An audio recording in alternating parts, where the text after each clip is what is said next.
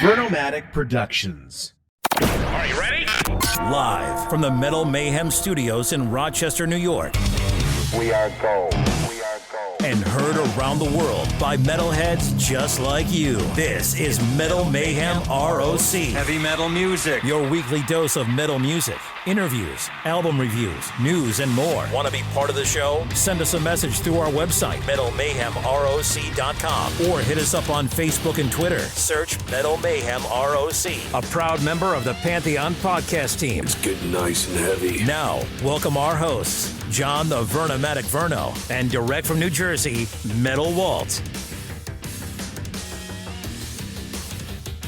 Good evening, everybody. Well, December is here. The holiday season is in full force. Up here in the Rock, we received our first snowfall of the year. And our co-host tonight, Metal Walt, who's down in New Jersey, he even got a little sprinkling. Walt, welcome to winter 2024. How are you, buddy?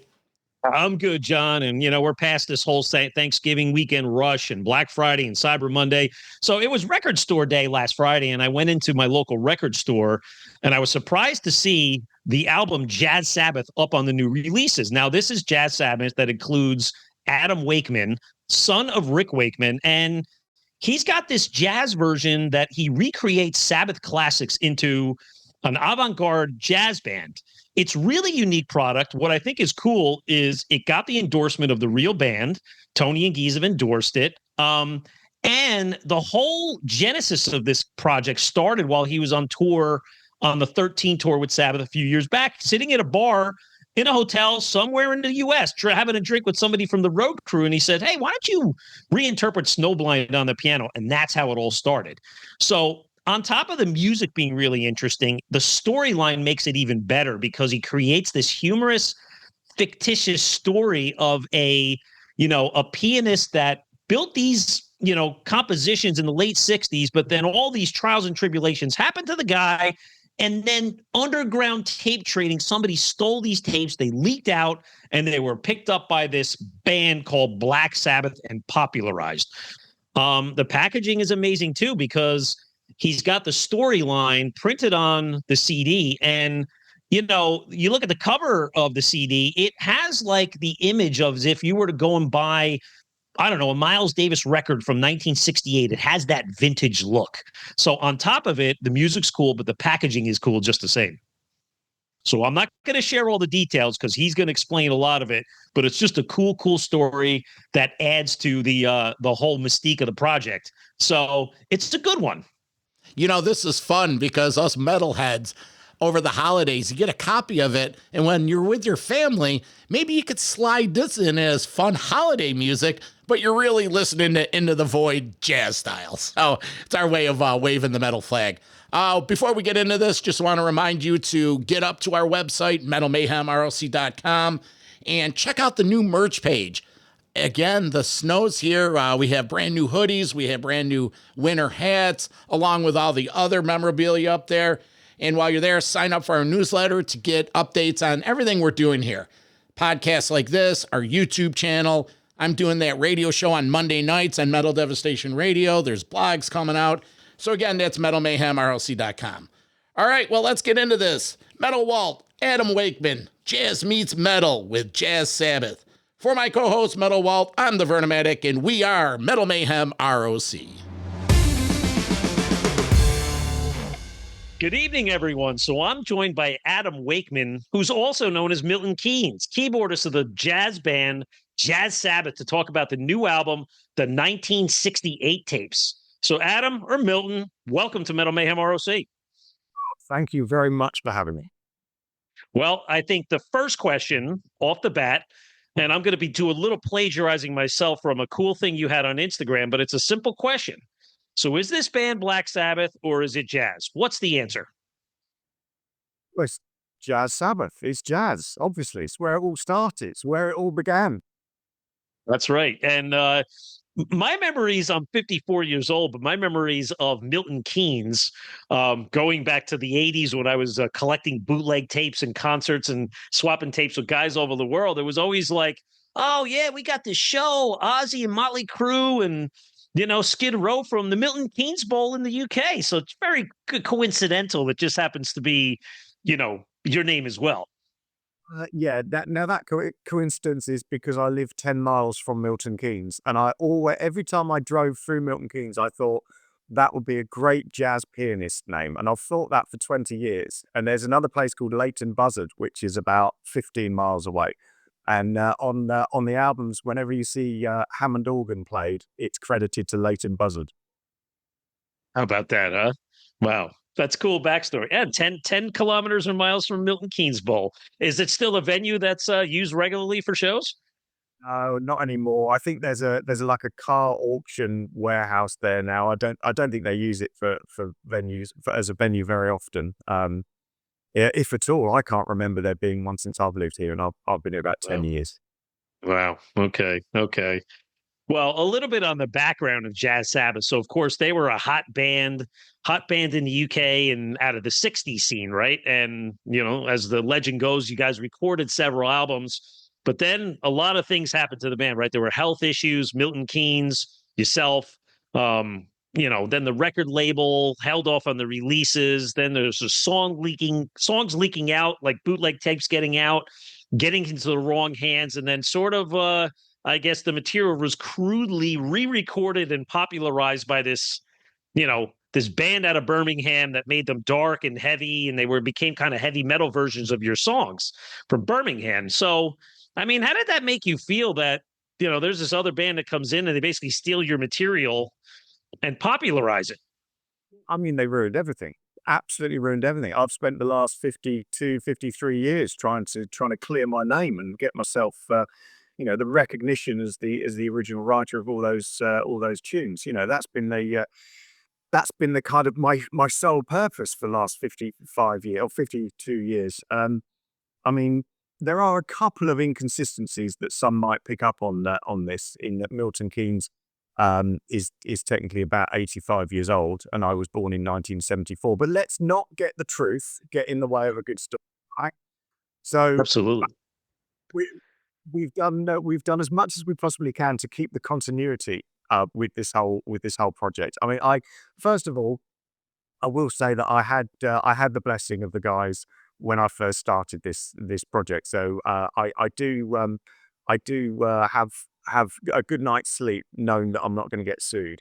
But the story, the comedic backstory to it, originally started in a bar in Berlin when I was on the Black Sabbath tour, 13, and I was with a security guard who had the night off. I was sat in the bar having a drink with him, and there was nobody else in the bar, and there was a grand piano in the corner, and he said, "Oh, play the Sabbath set," and I said, "Well, it sounds shit on the piano." I said, unless you kind of did it as a sort of jazz thing. So I sat down and improvised just a bit of what was then Into the Void.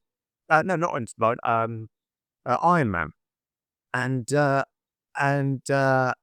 was just really funny. It just made me laugh. So when I went back to my hotel room, I thought, actually, do you know what? That'd be a really cool project, is to adapt and rearrange Black Sabbath songs in the style of, in a jazz style. And I'm a big fan of sort of Dr. John and Thelonious Monk and that kind of style of piano. And I thought I could do it like that. And then I thought, oh, wouldn't it be great to add a bit of comedy to it and invent this character who claims that he's written all the songs, this disillusioned pianist from the 60s. And it kind of grew from there. And basically we've just run with the story now. So the new album, the 1968 tapes. I mean, as you so rightly said, the first two albums were lost. There was a fire at the record pressing plant, and obviously Milton Keanes had a terrible heart attack and was in hospital for some time. And then who knew there was an album that was before that, but was binned because it was deemed too experimental, and that is in fact the 1968 tapes. Before we get into some of those songs, though, I want you to comment a little bit on the self-titled album and then Volume 2. So what happened in the storyline there? When did the tapes get rediscovered and the band got back together? Milton's health gets better. You guys finished the recordings. Like, take us through that segment of the band's career. Okay, right. I'm going to get shot down in flames by anybody that's paid more close attention to the continuity than I have. I know Mark at the record label is going to be cursing me already because I'm going to get something wrong. But so the first album was done, pressed at the pressing plant. There was a fire. They were all destroyed. Milton Keanes then has a heart attack. When he comes out of hospital, this other band, as you say, from Birmingham, had got hold of the bootlegs and re-recorded them in this very simplistic metal fashion, and suddenly they become very popular. Nobody believes me.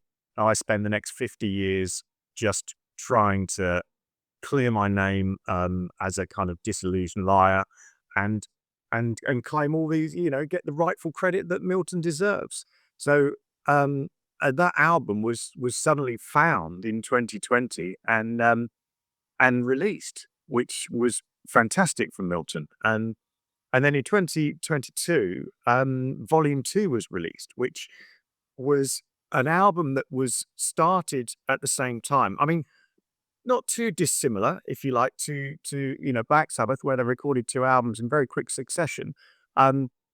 Volume 2 was actually recorded at the same time, and those tapes just materialized. So we finished the recordings, put some overdubs on, and that album was basically 50 years in the making, if you like. So that album came out in 2022, and then this new album, the 1968 tapes, Milton just completely forgot about it. And it was actually the album that started the whole thing in 1968. So this predates the first album that was lost in the fire. This album, Rusty Bed Springs Records, wanted us to go into the studio and try and capture what we do live back in 1968. So we did that. We went in and we recorded these tracks, and Bernard Lavender from Rusty Bed Springs Records said that they were all shit, basically, and they said, "You record some of your easier stuff. This is too complicated on the ear." So it was deemed too experimental, and like any good artist, you've got to shelve that, put that to one side, and then focused on the next thing, which was what I did, and recorded the first album, Jazz Sabbath. So, and then obviously going into hospital, I've completely forgot about the 1968 tape, assumed the tapes have been lost forever, and then unbelievably earlier this year, I found them in a drawer. Well, there we go. So that's the new album, or the new old first album. Say that they could have, who knows, he could have maybe been down at the Milton Keanes Bowl in like a time capsule in the ground for the last 50 years. You never know. Well, you never know what you might find there in the future. That is a very good point. That's true. It's considering it's only 10 miles down the road. I like how Bernard says, quote unquote, they're just a labyrinth of noise. But Milton, Adam, I think I've listened to the album a lot. It's great, by the way. What I think is really, really cool, and I'm sure this goes for the first 2 albums too, is they really do stay true to the Black Sabbath versions, but there's equally some novel, let's say, unique jazz passages that are added in, which keeps it kind of unpredictable. That's what I liked about it. Like, you get into the song and you hear segments and you're like, okay, I'm connecting the dots here. And then all of a sudden it's like, whoa, that went out in left field. And then it comes back in, or maybe it doesn't. Or then maybe there's a surprise coming up, and we'll cover off on the tracks. But another observation I had, and maybe this is a question for you, is when you're, let's say, crafting these arrangements, I found at times the piano took on the vocal, and then at other times the piano took on the main guitar riff, and then in certain songs it did both. So how does that happen? Or how does that go when you're crafting, making your arrangements? I just sit down at a piano, I play the original, and then I see what comes out. And if the first thing that kind of feels natural is the melody, then I concentrate on the vocal melody. Songs like, Iron Man, the vocal melody is the same as the guitar riff. It's the same notes as the guitar riff. So that's fairly straightforward. That guitar riff, when it comes, it is so recognizable. It's you hear the first 3 chords and you know what it is. And the vocal melody follows the same thing. So that was quite obvious to do that. But with some of the other some of the other tunes, it's just what feels natural. Because what I wanted to do all the way along with these is not struggle to have to play stuff live. Obviously, it's quite complex. Some of the passages are quite complex, but it's what feels comfortable to me. I didn't want a position where I'm going to be going doing live shows and potentially really struggling with sections. I wanted to make sure that it was natural, because that way we can go really off piste when we want to in the solo sections. And also, you brought up a valid point where it does, you get the kind of hooks of certain songs and certain passages, and then it does go off piste. And that's for two reasons. One is because I didn't want it to just be like you could put the two tracks next to each other and they're the same length and it's the same chorus, verse, chorus, middle eight, or whatever. I wanted it to be familiar in some context, so you can listen to it and pick out melodies or whatever. But then for the people that aren't big Black Sabbath fans, I want to confuse people into thinking that, oh, maybe that is part of the melody, or maybe that isn't part of the melody. And then they go back and reference Black Sabbath songs and then try and work it out. So I want it to be a kind of evolving process with people. And obviously everybody listens differently. And we do these live shows where there's often somebody will like shout out the name of the song as soon as they recognize it. If I haven't introduced it, because you can see them going, Rassad, it's like, and it's great. And I play the full character in live shows as well. So it's really entertaining. I love doing the live shows and I love recording the albums. I was going to say, one of my questions is, what's the audience like? Is it mainly Black Sabbath guys in t-shirts, or do you get, I don't know, a 75-year-old husband and wife that love to go to jazz clubs and they're like, well, I don't know what this guy is. I'm just going to my local jazz theater and it's a Saturday night and I'm having dinner and some beers and I don't know who these guys are. It's a real mix. I thought when we booked, the very first show was a festival in Italy, and I had absolutely no idea what the audience was going to be. In my head, I thought it's going to be furious metalheads. That was just because that's what I've been doing for the last 20 years, pretty much. And that's what I thought it was going to be.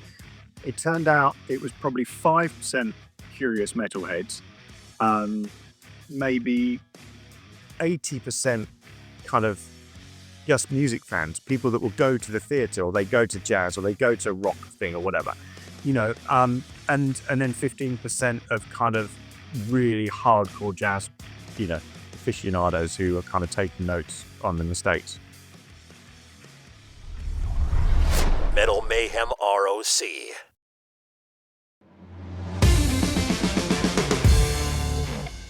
You alluded to the fact up at the top of the discussion that the members of the Birmingham band gave you the blessing to do this. But the second part of the question is, have they actually heard the music, maybe come to see you?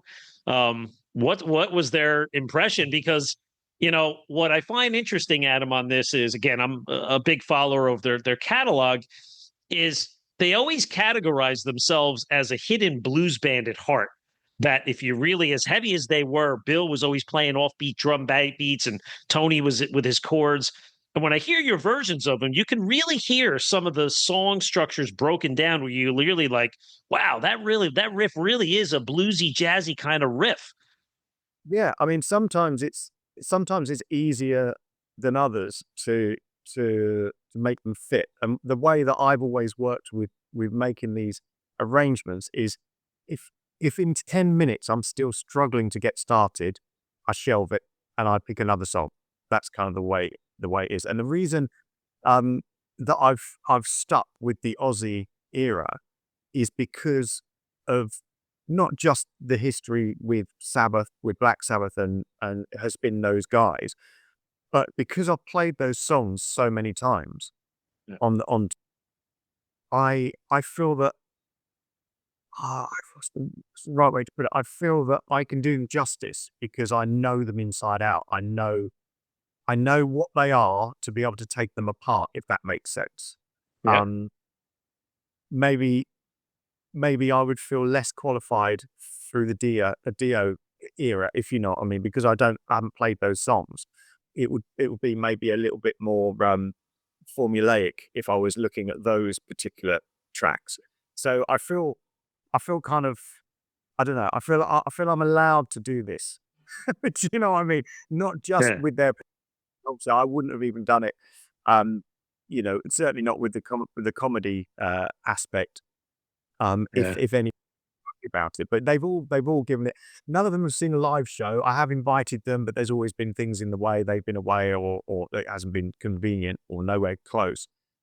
Sharon did come along, and Amy, Ozzy and Sharon's daughter came to the two shows we did in Los Angeles, which was great. That was really nice. I felt pretty nervous, I've got to say, Yeah. especially character and making all these claims. I did feel a little nervous, but it was all taken in good jest. I think that would be right up the alley of Tony, especially at this stage of his career. He doesn't want to get out and do big tours, but he loves playing. And every now and again, you'll see him out there sitting on stage with somebody. But wouldn't that be nice to get him to unplug of sorts? And he brings out one of his different guitars. Maybe he doesn't plug in the Gibson XG, but he brings out something else, a jazz guitar, and he sits down on a nice stool and plugs away. I think that's something you should pursue. All live in hope. Yeah, exactly. Well, Adam, some of the songs on the album, so there's 8 tracks on the album. Leading off the top of the album, you got Into the Void, right? It's long and epic. This is like a 9-minute version. This is one where that piano is the main riff, but then it goes into that jammy section we were talking about earlier. You got the saxophone solo coming in. Really showcases the players there. And then, like, sort of the back end of the song kind of feels like a little sexy in a weird way. So, maybe talk about, Into the Void. Well, I mean, the end section has absolutely nothing to do with the original song. Yeah. Kind of, I started playing it at the end, and I thought this could be like, this could be, this could have been in the song. That's the way I look at it. Where certain Sabbath songs, they they exit on a riff that you don't hear anywhere else in the song, and any other band would have kept that riff and made another song out of it. But Tony would throw it in there at the end, and you'd go, "That's awesome. That's right, the killer riff that, as I say, any other band would have made another song out of." And with that outro section, I thought this could be a cool way of people going, "Was that on the original? Is that?" Mm. And then go back and reference and go, "Hold on, I don't recognize that melody at all, or that chord structure." So that's kind of a bit of a herring at the end of that one. But I mean, the difference with this album was I used a tenor sax player just to give it a little bit more growl, a little bit more kind of, I don't know, sort of body, rather than the kind of, on the previous album we had some clarinet and some soprano sax. Just taking it a little bit kind of, I don't know, rawer and sexier, I guess. Yeah, I think it was on Electric Funeral. I remember the sax as well as with trumpet and then a little bit of guitar. There was like a breakout section on a Electric Funeral, and I never think of Electric Funeral as like kind of a chill, sleepy version, but I kind of think you got it. It was like that rainy day version of Electric Funeral. Yeah, I mean that's I'm I'm genuinely really proud of all these albums because I put them on to listen to them. My wife's like, why are you always listening to your own music? And I was like, well, I've made it for me. There's other albums I've made that I never listen to.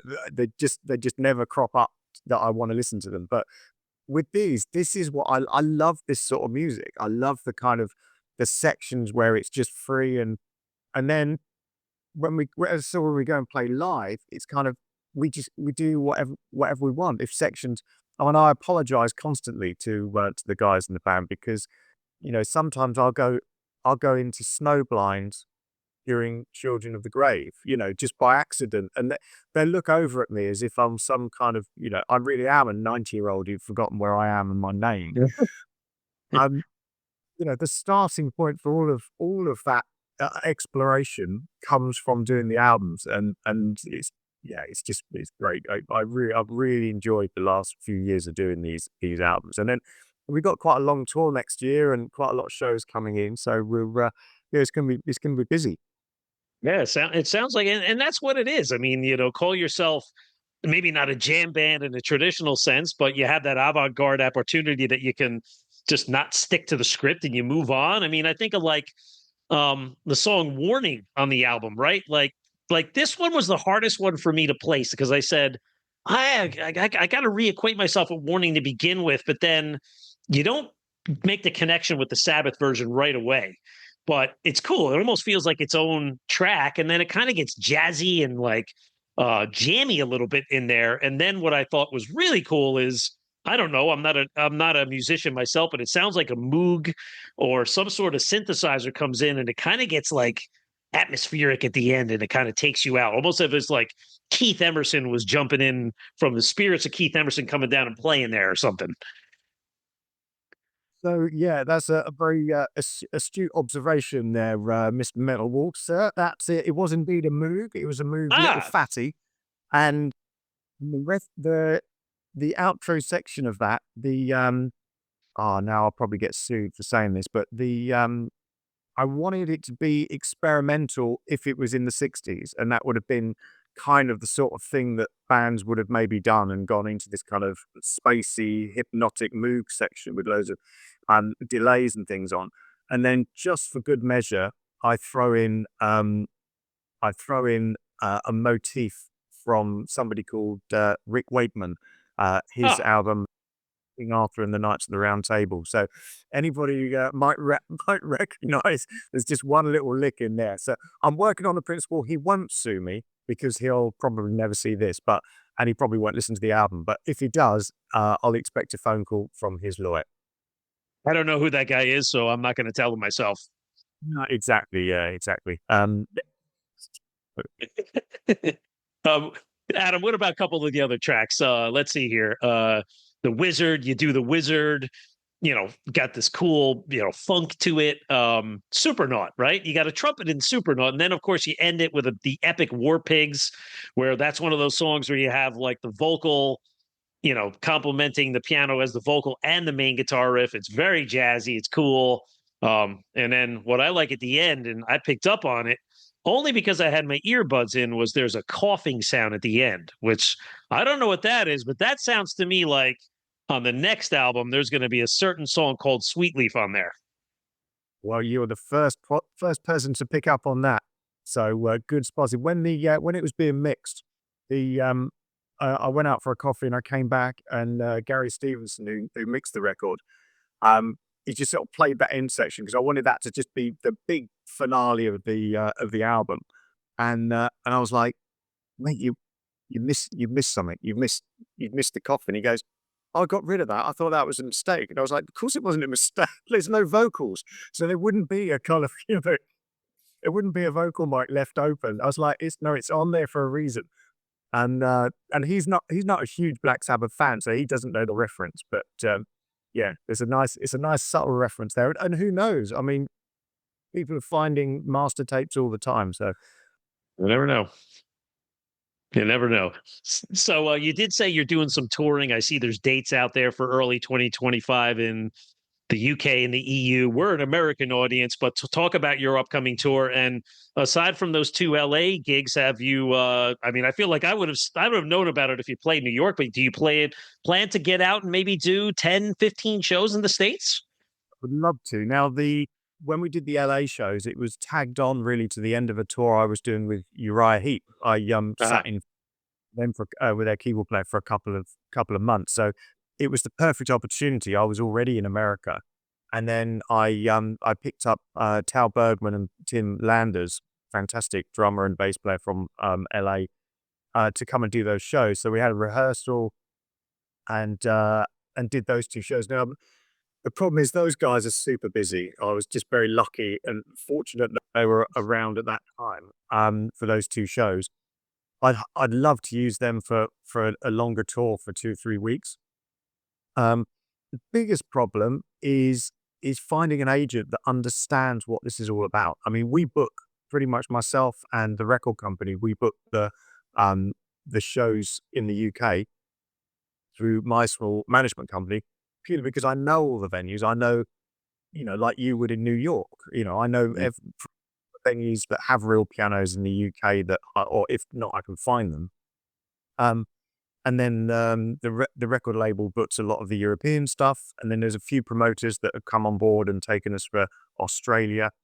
But the US, I've really struggled with finding an agent that will take it on, because I think they don't quite understand is it comedy, is it jazz, is it metal, is it what, but what I've found is everywhere is like that until we play there. And then people understand it. They get the fact that the music is very credible. There is a comedic side to it. It's entertainment. I want people to laugh. I want people to really get off on the music and the musicianship.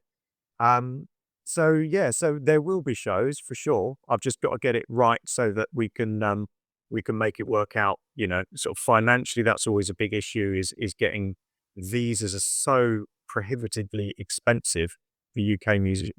Even to work in the US, it's the best part of probably $10,000 to get the visas for the guys to come over for a period of time. So it has to be financially worthwhile. But yes, short answer in a very long fashion is yes, we will be doing some shows as and when. I'm not quite sure. Yep.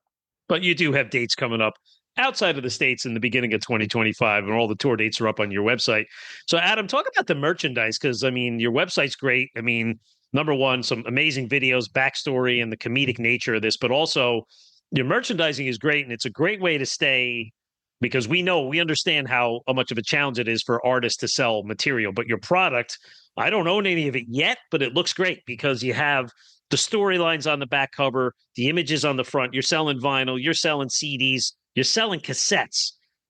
There's bundle packages that have tour postcards, probably other stuff I don't even know about. Talk about or plug your merchandise. Tell us some of the stuff that maybe you want to get out there for the listeners to know about. Well, even if you can't get along to a show, you can get everything from the web store. So everything jazzsabbath.net. There's a link on there. We'll take you to the store to be able to see what we've got there. The t-shirts are a pretty mainstay. The design is so good. Mark Vandenhoven, who from Black Lake Records, does the design work and is so brilliant. I've got to give him so much credit because we would go back and forward when we first started this this conversation. He wasn't really keen to begin with to take it on because I think he was worried he couldn't do it justice.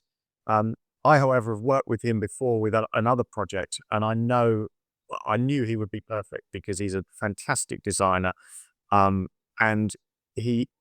nothing comes out of there unless it's absolutely brilliant. There's never anything rushed. He spends his time. The album artwork on all 3 albums is superb. On the record store day versions is superb. And it's true to the era. He did a lot of research about the sort of the Blue Note records from the sort of 60s. And just to make sure it fitted and felt right from that era. And that's kind of crossed over with the merch items. We chat about it quite a lot about whether it's worth doing this on a t-shirt, whether it's worth doing that.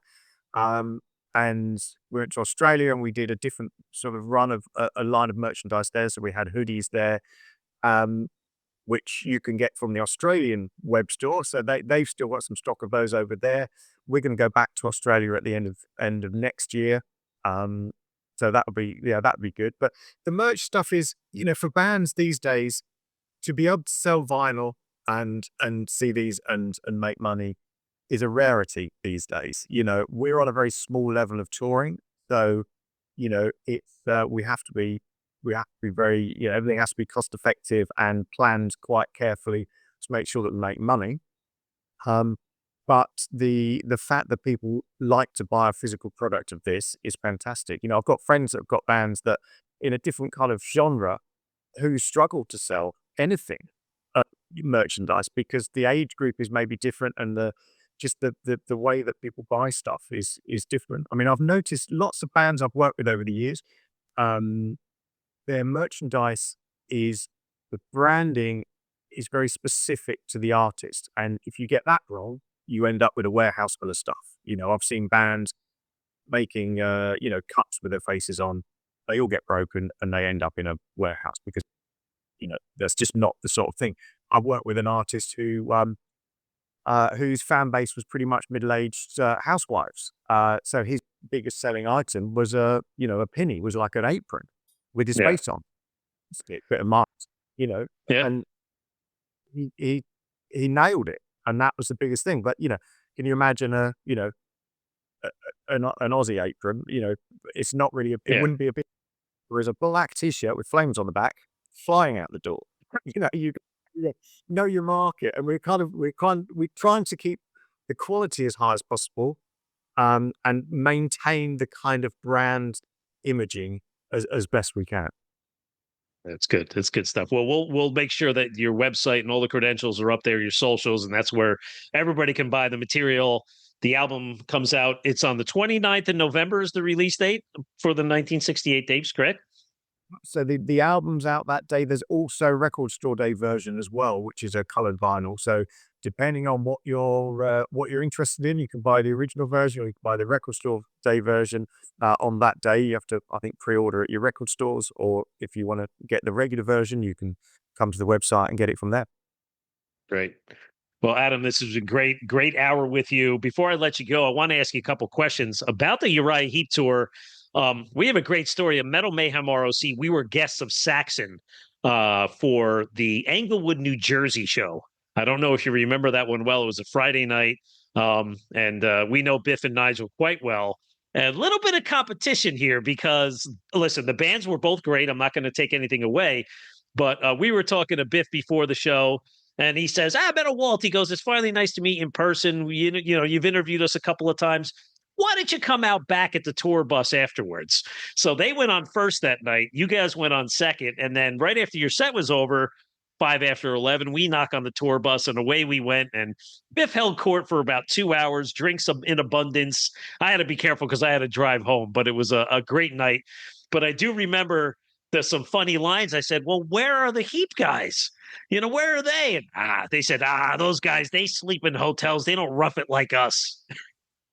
The weirdest thing, I've never done a tour like that where we had a tour bus, but we would stay overnight in a hotel and then drive on the day. I've done, hundreds of these tours where you're on a bus, and this kind of is the best thing about a bus tour is that you sleep on the bus, you wake up, you're rested, you look out the window, you're in a different county, I love that thing. But for a couple of the, the Heep guys, they were Bernie and Mick basically don't sleep well on the bus. So because there were quite a lot of shows, they wanted to be, rested. And it was an unusual way to tour. But what did happen, it meant that we stayed at the venues till really late, getting absolutely hammered, and then get on the bus, drive 10 miles to a hotel, fall into bed, and then get up at 7 and then spend the rest of the day on the bus. So it was I don't know. That sounds pretty good to me, actually. I mean, I could do whatever, but I mean, the good thing about the bus is that when we did do a few nights on the bus, and it was, you then get to spend more time with the crew and the people you're working with. Otherwise, you don't tend to, you don't.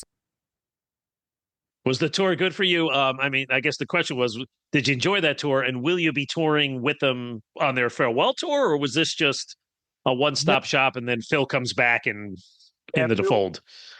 Phil wasn't able to do that tour.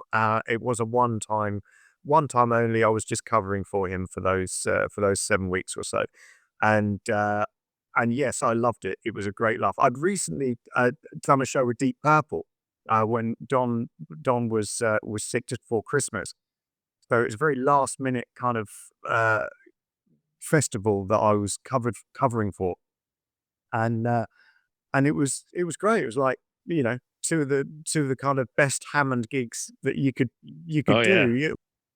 Not long after each other, so it was great. Yeah, it was good. I've got my Hammond over here in the studio, and it was nice to fire it up and do some practicing on it. Well, I was going to ask you about that gig because I'm a big Deep Purple fan. I follow all the way up to their newest album. They played here in Jersey a couple of months ago. It was a great show with Yes. But what was that experience like? You played India. I mean, Simon McBride, new guitar player. I mean, how do you just step in maybe a rehearsal or two, you got 15 songs to learn and you're going halfway across the world. How do you make that work? And I wouldn't be sleeping if that was me. There was rehearsals, that's for sure. It was, it was very last minute. It was a festival. So I actually had about a week's notice. No, I had 10 days notice. Now, Simon McBride phoned me first. I'd worked with Simon in a band called Snake Charmer with Neil Murray and Laurie Weisfield and Harry James. So we had a band all together. We did a couple of albums, about 10 years ago. So I've known Simon for quite a while. And he phoned me and just said, "Look, you're going to get a phone call." He said, "You're on a short list of a couple of players that have been mentioned about covering for Don because he's not well enough to fly, or the doctors advised him against flying. He's absolutely fine, but didn't want to take that risk for whatever the reason was." So I was kind of, I was like, obviously the answer is yes. When is it? And he said, it's in 10 days' time, which was the 20th of December. Now, the following morning, I was leaving on a Jazz Sabbath European run for 8 days, which meant I had no time to really prepare. And so all I did was listen to the set over and over again in a van driving around Europe doing the Jazz Sabbath shows. And then whenever I got a minute, I had a little portable keyboard. I'd get out in the hotel and I'd start working through stuff. And then when I got back home, I had a day on my Hammond organ to just really get it together. Flew to India. I had a day before the show. I had the keyboard in my room, just went through it over and over again. Went down to the venue, went through a couple of the tunes with everybody. Ian Pace just said, we got to the last tune. He said, "Everything good? Right, see ya." And then just got up and left. There was no sort of going back and finding bits or going through everything. So, and then the next thing was, the following day was the show in front of 40,000 people or whatever it was. But it was great. And they said, "Are you happy to do a solo?" I was like, "Yeah, how long?" And they're like, 10, 15 minutes. Well, I was like, "Great, okay, off we go." So I did one few kind of 10, 15 minutes Hammond and piano. I did a little tip of the hat to one of my dad's pieces. I played a little bit of one of the Six Wires of Henry VIII, and then went back to a bit more John Lord and Don Airy sort of special. That's awesome stuff, Adam. It was funny. I sent out a request to listener questions. I said I'm going to be speaking to Adam Wakeman. So, of course, I get one that came back is, "Yeah, I have a question for Adam about his dad." I said, "Okay, here we go. A question probably been asked 1,000 times before, but maybe this one hasn't." And this is the question, Adam.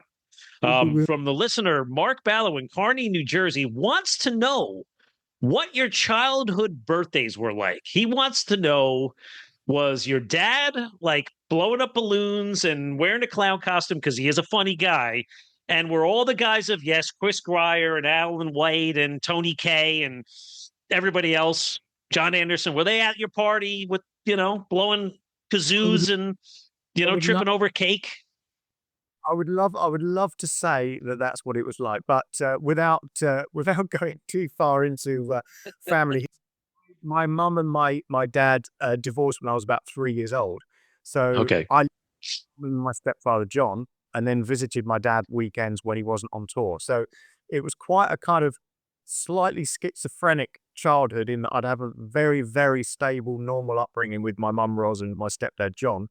And then when I go and see my dad, it would be him playing at Wembley Arena or going out to Texas and he's playing out there or whatever with one of the incarnations of Yes. So the times that we actually had sort of birthday parties were generally with my mum, my stepdad, and was very sort of normal.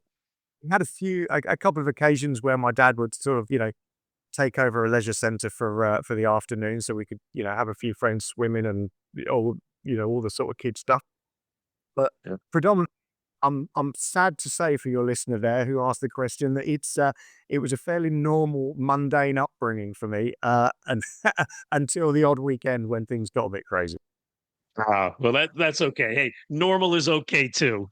Well, Adam, this has been a great hour. Really enjoyed speaking to you. Best of luck with the 1968 tapes. Just a reminder, get up to our website, metalmayhemroc.com, and join our community. Sign up for our email newsletter.